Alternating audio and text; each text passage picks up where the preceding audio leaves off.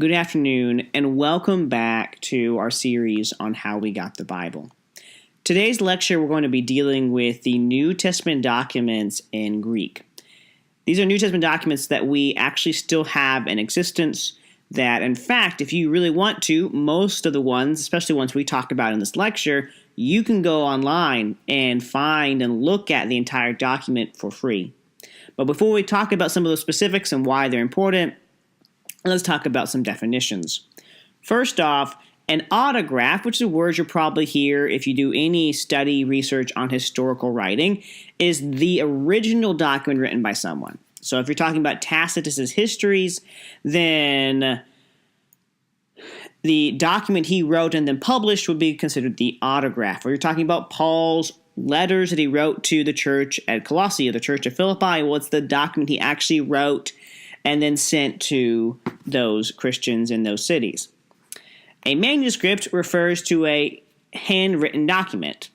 And if you remember, the printing press is invented around the mid-1400s, and after that point, basically all books and works were thus printed because it's way easier, way more efficient. But before that, you had to hand copy everything. And so after the 1500s, you don't find a whole lot of manuscripts. Before that, you find quite a few. Also, in the terms of biblical scholarship, we're talking about the New Testament, or even the Old Testament, but especially the New Testament. A manuscript refers to anything that was part of the same binding, or you might call the same codex. We're used to a book form where you have the books and you write on the front and the back. I mean, in the ancient world, this wasn't always the way it was done. And it really has made books more compact, and we really like writing books and forming books in that way, but as opposed to writing them on a scroll, for instance, or a bunch of clay tablets. But when you refer to a manuscript, you're referring to anything that was written and bound together. So that could refer to the entirety of the New Testament being one manuscript if they were written and bound together, or it could refer to a collection of the four Gospels, or it could refer to just a single book of the New Testament, a single letter, or even a fragment, because a fragment represents that there was a work that was written and copied that this piece came from. So it's important to recognize the word manuscript covers all of those things, and the key aspect is, did it come from the same binding, the same codex? In regards to the New Testament, we also have versions. The word just means a translation from the original language. In English, we have a lot of different versions of the Bible, and that points out that these are translations and not the original documents. These have been taken from the original language and brought into English in an attempt to convey what the original language did. Now, sometimes your language changes, or sometimes you find new document evidence, and so you have to update your version, and that is called a revision. Those last two will be more important in later lectures, but I wanted to go ahead and get them out there so you guys would be familiar with them in case they came up. Regarding the New Testament documents, we have a couple different kinds of documents, and I'll explain what I mean by that. So, there's four kinds of documents in terms of structure or kind of writing. The first one we'll talk about are what's called the uncials. These are works that are written in all uppercase letters. There is no punctuation, there is no spacing, and typically the text is squared, probably to maximize space on the page, so that even if you get to the middle of a word and you run out of space, you just start that word on the next line. All it means that if you don't know Greek real well, it's going to be hard to read an unsealed document. However, these are some of our oldest documents, primarily written on parchment, from around the 300s to 1000 AD. Related to and kind of following from the uncials is you have the minuscules. They're written in lowercase. There is spacing. They do have punctuation. They typically don't split words. And they form the vast majority. However, these are later in time. These are written from around the 800s and on. And so they're not quite as old as a lot of the uncials are. You also have a group called the papyrus. again, written on papyrus documents. The reason it says 120 to 140, again, has to go with that binding thing. Was this part of the same document, or were these separate documents, and these are pieces from different parts? But we have around 120 to 140, and it's really surprising we have those because papyrus is a very fragile medium to write on. Scholars for centuries just presumed you would never find any papyrus documents because they were so fragile. So in the late 1800s and early 1900s, they started finding them. They were thoroughly surprised, but they do form an important part of the New Testament Greek text that we have today. And finally, a grouping that hasn't been paid a whole lot of attention to, according to Lightfoot, is what's called the lectionaires. These were selected portions of New Testament scripture, since we're talking about the New Testament today, that were organized for readings and worship. And so it wouldn't necessarily be an entire book in order, but it would be maybe a large section of the book, and then the next Sunday they would get together and read the next section. Now they are copies of scripture, but not exactly the same since we think of as a typical copy of a work. But they are important, and because of all of these, we have around 5,600 to 5,800, again, because of the question, was it part of a different manuscript or the same manuscript? But over 5,000 different Greek manuscripts of the New Testament documents. That may not mean a whole lot to you right now. In a couple slides, I hope it will, and we'll get to that. But before we get to comparing this to other works from the ancient world, we need to talk about the three families of text. So of these 5,800 Greek manuscripts, they fall into kind of three groupings. One's called the Western grouping, and it tends to be what you might call a looser copy of the text. They tend to paraphrase, gloss. You might think of it as a thought-for-thought copy of the Greek Bible, Greek New Testament, that is. You also have the Byzantine-type text. Most of those found around Constantinople, where the Byzantine Empire was headquartered, hence the name. And most documents we have from the 5,600 are of this family. And again, the family is referring to the kind of readings you typically find. I'll give you one example in just a minute to help you get an idea of what we mean by that. The Byzantine tends to be longer. So if there are question is, are there additional words, are there additional verses, the Byzantine type text tends to have them, while the third type text tends to not. And the third type is called Alexandrian, again, because a lot of them are found near Egypt or southern Palestine. And these are our oldest documents. So the oldest documents we have typically fall into this family. So let me give you an example between the Byzantine and the Alexandrian. So if you looked at Acts chapter 8, you get the story of the Ethiopian eunuch being converted. And if you look at verses 35, 36, 37, 38, and you're reading that, in this conversation in verse 37, if you're reading a New American Standard, you're going to see this verse. Then Philip said, if you believe, New King James, we'll look at New American Standard in just a second, New King James, then Philip said, if you believe with all your heart you may. And he answered and said, I believe that Jesus Christ is the Son of God.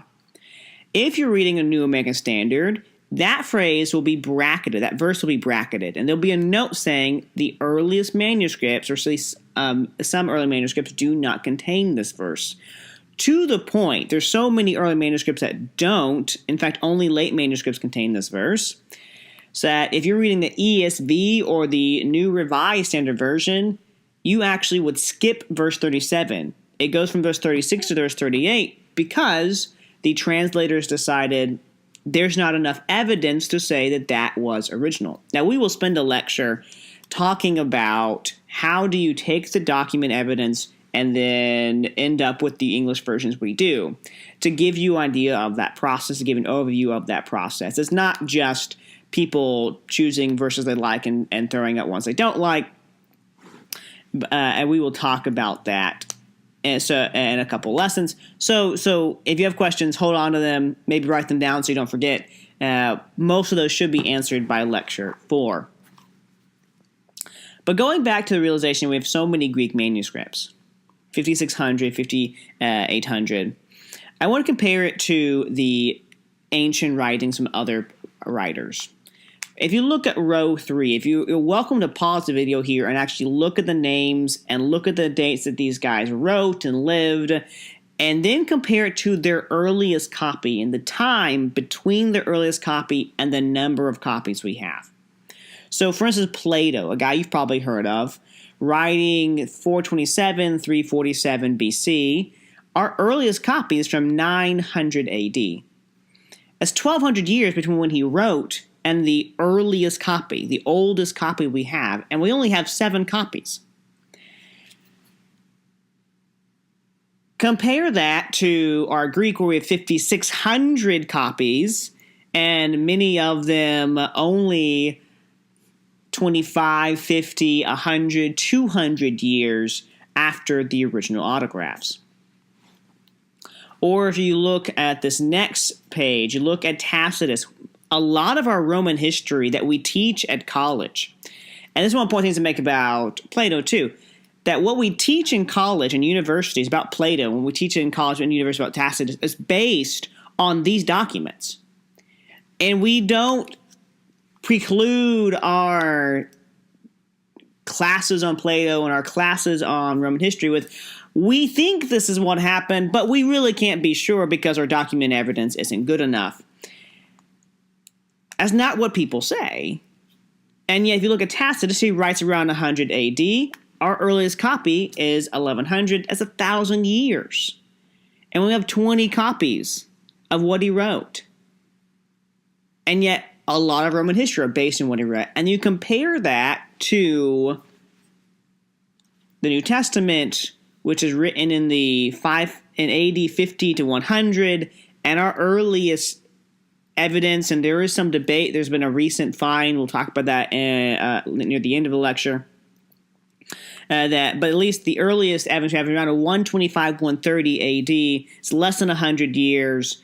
And that very last complex, but accuracy, and we'll talk more about that when we talk about how do you take the evidence and form a modern version of the Bible. So let's talk about some of those manuscripts. Honestly, this is one of my favorites, and it is indeed one of the favorites of scholars. Vaticanus, represented by the letter B, is an unsealed kind of manuscript written around 350 AD. Again, consider our contrasted charts from the previous 2 slides, that this is 350 AD, and it actually, the original at least had, and the entirety of the Old and New Testament in Greek. Of the parts that are missing because of age and pages falling out are listed there below if you are interested.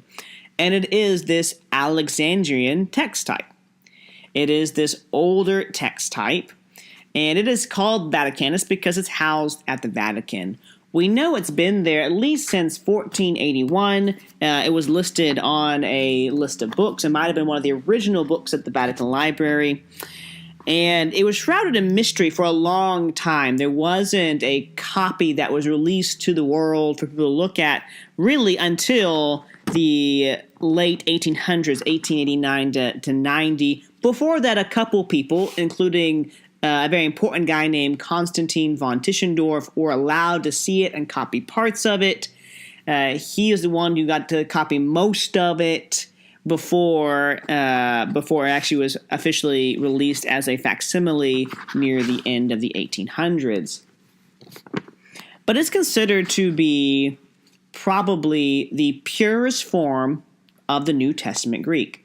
Now, again, it's not fully complete because sections have been lost, but it is considered to be the best representation overall of what the original writings probably read. The next guy on our list after Vaticanus is what we call Sinaiticus. The reason I don't have the symbol there is an olive, and my PowerPoint can't make the olive symbol. And an olive is the first letter in the Hebrew alphabet. It was found at a monastery called St. Catherine's at the foot of Mount Sinai, hence its name. Again, it's also an unseal from around 350 AD. Its original had all of the Old and New Testament. Again, there's sections of the Old Testament missing. However, there is a complete copy of the New Testament, making it the oldest complete copy of all of the New Testament. Again, contrast that with our other ancient writings that we build history on and we build philosophy on, and it just doesn't even compare. Its history is kind of interesting. I'll give you a short synopsis. If you want to read more about it, I highly encourage you. It's a pretty interesting story. We mentioned Constantine von Tischendorf, and he decided at a young age that he wanted to reconstruct the original Greek New Testament. That's what he was going to devote his life to. So in that endeavor, he goes scouring the world, and he eventually finds himself at St. Catherine's at the foot of Mount Sinai. He has to actually be pulled over the wall on a rope because there is no gate on the, what you might call the ground floor at the bottom level for protection's sake. And so he's pulled into this monastery, and he searches and he searches and he searches the library to basically no avail, doesn't find anything really significant. And he's getting ready to leave, and he stumbles upon this trash bin that's full of what we call the Septuagint. That is the Greek translation of the Old Testament. Well, he's looking for the Greek translation of the New Testament primarily, but this is important. This is a biblical document, and it's really old. And so he gets really excited, apparently too excited, so the monks don't let him take all of it. They only let him take a third. He expects that's because they think maybe it's worth some money. And he returns in 1853. That was 1844 as a 29-year-old. In 1853, he goes back, and he's looking for more. He doesn't find anything. And so, again, he's about to leave, and he's talking to one of his friends, one of the monks he's made friends with there. And the monk mentions he's read a Septuagint and asks Tischendorf if he'd like to see it. Tischendorf, excited, but hiding it this time, says yes. And what he realizes as he's looking over this Septuagint, this is part of the same document that he had discovered years before, and that there are more pieces. There were certain works that they hadn't found actually examples of other extra biblical writings. Again, he's hiding his excitement, but he manages to get them to agree to let him take it and copy it so that there will be a copy of it. And that's around 1862 when that copy is finally finished and published. Then finally, you have the third big one called Alexandrinus. It's called that because it was known to be in the city of Alexandria for a long time. It also is an uncial, written around 350 AD. It's mostly complete in the Old and New Testament. Those are sections of the New Testament that are missing. And like I mentioned, it was found in Alexandria. It eventually makes its way to England. It was sent as a gift to the King of England, probably by some coercion with a guy named Cyril Lucar, who brings it from Egypt to Constantinople, and Cyril is eventually obliged to offer the Codex as a gift to the King of England. That's around the 1600s, and so it gets to England in the later 1600s, after the first King James Version is printed. These three are often called the Big Three because the majority of New Testament writing the New Testament translations are based on these three documents. And if especially Vaticanus and Sinaiticus agree on a text, most scholars pretty much believe that must be the original text. That's how much faith they put in these documents. But why would that be? Why would they put so much faith in these documents in this Alexandrian text type? Well, we'll talk about that in just a second. But we mentioned the minuscules, so let's talk about some of the major minuscules. So minuscule 1 and 2 were historically significant because the first printing of a Greek New Testament was done by a guy named Erasmus, and he used minuscule 1 and 2 heavily in that, especially minuscule 2. Minuscule 13 is significant. We'll talk more about this when we talk about how to decide how to construct the Greek text and then translate it. But it takes what's called the Adulterous Woman passage, if you know that story at the beginning of John 8 in most Bibles, and it actually takes that story and locates it in Luke 21. And that has some significance to looking at the story and asking, is it part of the original text? Is it not part of the original text? Again, we'll deal with that issue when we get to that section. But I will also note it is the most significant difference in the New Testament scriptures. But we'll have more on that later. You also have minuscule 61. It's significant because of what's called the Johannine comma. If you look at 1 John chapter 5, verses 7 and 8, if you read at a New American Standard, your version would read something like this: "For there are three that testify," and that would be all of John 7. If you look at a New King James Version, you're going to read something like this: "For there are three that bear witness in heaven, the Father, the Word, and the Holy Spirit, and these three are one." Notice how you have an extra phrase in that. The story behind this is Erasmus, who's printing the first New Testaments in Greek in the 1500s. In his first two editions does not include this, even though it's in the Latin version of the Bible. It's in the Latin Vulgate, and he gets some pushback because of that. And he makes a promise. He says, "You find me a single Greek document with that in it, and I will put it in my next version." Someone produces minuscule 61, and because he made that promise, he puts it in his next version, and that's actually what is ultimately used to translate the English Bible. Is his third edition of Erasmus' Greek text. More on that in a future lecture. Minuscule 33 is sometimes called the Queen of the Cursives. It is an excellent 9th century document, and it contains the Gospels and Acts and the Epistles, and so there's a lot in there. Most of the New Testament is represented in minuscule 33. You also have minuscule 1739. Again, we mentioned there's 2,900 of these. So this is considered one of the best minuscules. It's of the Alexandrian text type. It's very, very similar to Vaticanus. Again, giving support that Vaticanus is a good copy. Vaticanus is a reliable copy of the New Testament. And it's from around the 10th century.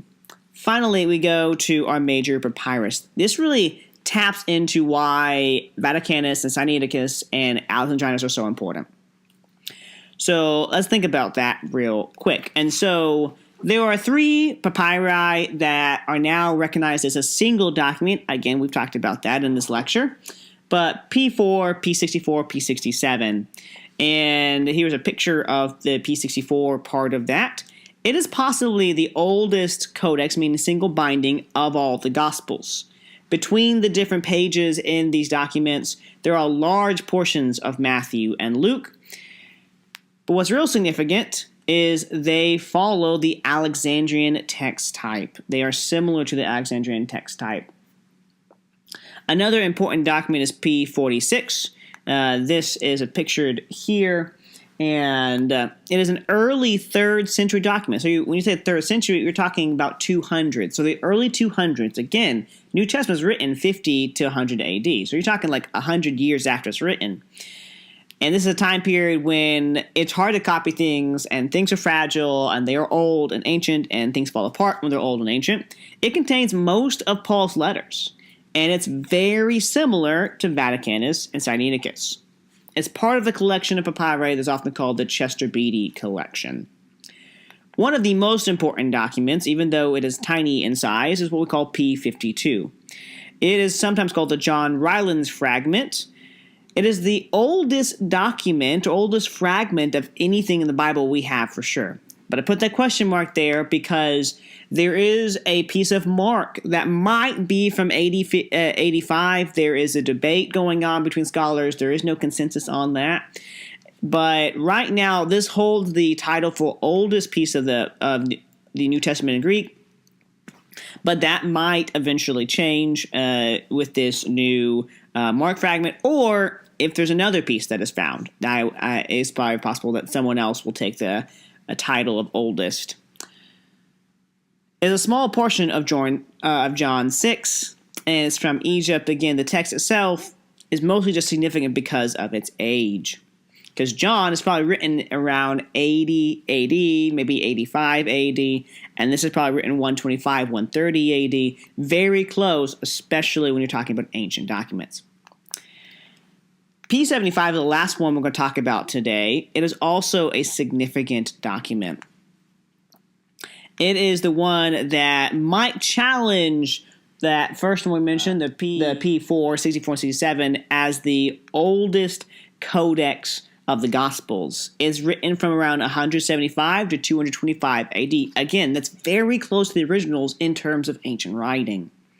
There is no other document in history that has this kind of support for it as far as legitimacy and confidence that we're talking about things that are copied close to the original. It has large portions of Luke and John, and it is practically identical to Vaticanus. So here you have these really old papyri, all supporting that Vaticanus and Sinaiticus are indeed good copies of the New Testament. And so that's one of the reasons why we can be confident that using Vaticanus, Sinaiticus, and Alexandrinus are good academic, scholarly ways to go in seeking the original writing of the text. Thank you for that. If you have any questions, feel free to reach out to us, and we'll try to help you work through those or let you know if they'll be addressed in a future lesson.